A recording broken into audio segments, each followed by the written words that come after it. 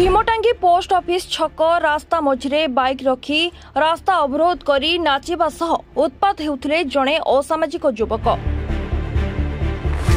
से रास्ता रे जाउथबा विभूति भूषण दास रास्ता अवरोध हटाइबाकू कहिथिले। एथिरे रागी जाई असामाजिक युवक जनक कार चाबीरे तांको मुंड कणा करि दैथिले। तेबे रक्त जुड़बुड़ अवस्था एयरफिल्ड थानार द्वारस्थ होइतिले विभूति।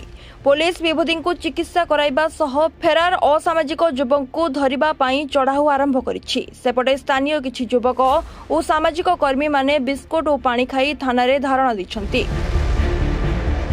जेते दिन असामाजिक युवकक गिरफ न हेबो सेते दिन थानारे बसी रहिबे बोली कहिसन्ति। मोना विभूति सुंदर मु आज 9:30 रात्रि दुकान बंद करी दुकान बाहर की लेन नंबर 14 भीमटांगी बाहर की गला बेले जस्ट रोड उपर जन युवक रोड कवर करके छिड़ा होते जस्ट मो हॉर्न गोटे मारिबा पर सी मत देखिए गाड़ी गुलस करते मुझे बाहर की पचारि मो उपर आक्रमण ही करते।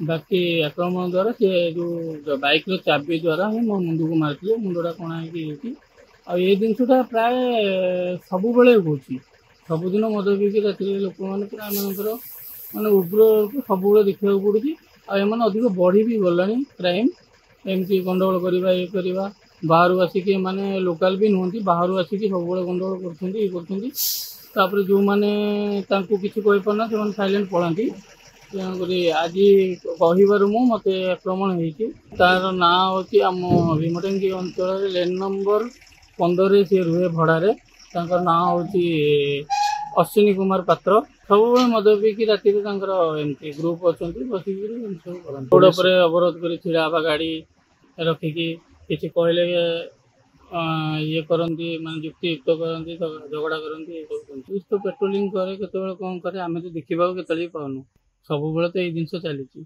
Bhubaneswar Saroj Raut report reporters today.